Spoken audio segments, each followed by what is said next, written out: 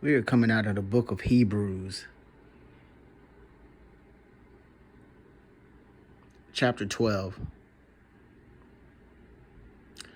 Wherefore, seeing we also are compassed about with so great a cloud of witnesses, let us lay aside every weight and the sin which doth so easily beset us, and let us run with patience the race that is set before us, looking unto Jesus, the author and finisher of our faith, who for the joy that was set before him endured the cross, despising the shame, and is set down at the right hand of the throne of God. For consider him that endured such contradiction of sinners against himself, lest you be wearied and faint in your minds. You have not yet resisted unto blood, striving against sin, and you have forgotten the exhortation which speaketh unto you as unto children. My son, despise not thou the chastening of the Lord, nor faint when thou art rebuked of him. For whom the Lord loveth, he chasteneth, and scourgeth every son whom he receiveth. If you endure chastening, God dealeth with you as with sons. For what son is he whom the Father chasteneth not?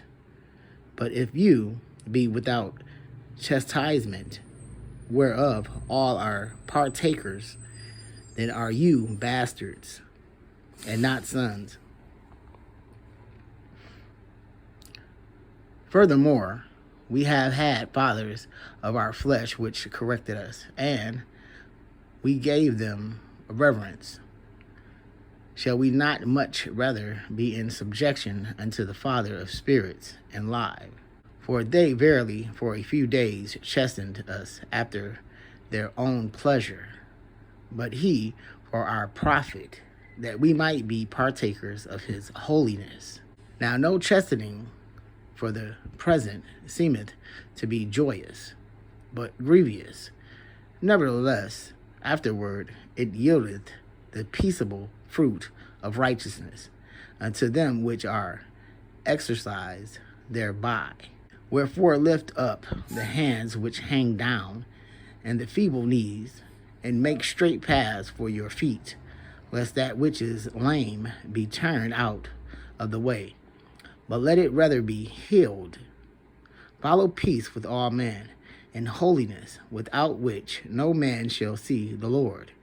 Look ye diligently, lest any man fail of the grace of God, lest any root of bitterness springing up trouble you, and thereby many be defiled. Lest there be any fornicator or profane person, as Yusuf, who for one morsel of meat sold his birthright.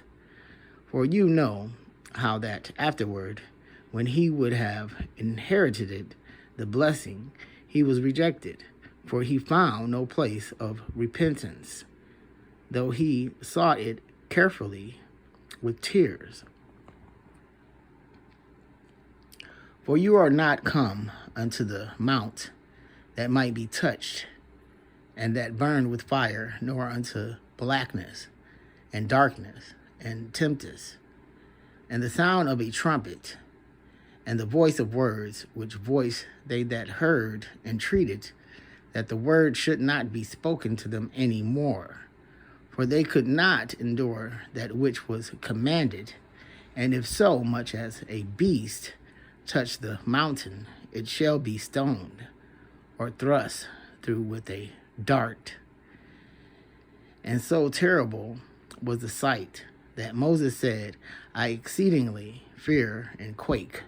But you are come unto Mount Zion, and unto the city of the living God, the heavenly Jerusalem, and to an innumerable company of angels, to the general assembly and church of the firstborn, which are written in heaven, and to God, the judge of all, and to the spirits of just men made perfect, and to Jesus, the mediator of the new covenant, and to the blood of sprinkling that speaketh better things than that of Abel.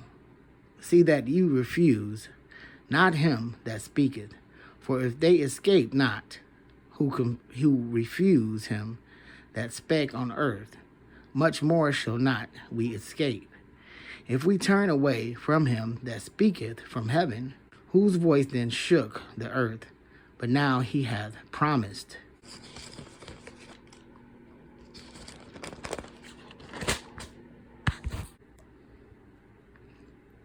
Saying, yet once more I shake not the earth only, but also heaven.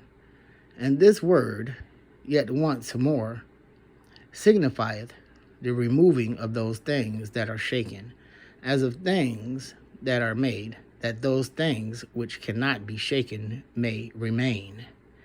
Wherefore, we receiving a kingdom which cannot be moved, let us have grace, whereby we may serve God acceptably with reverence and godly fear.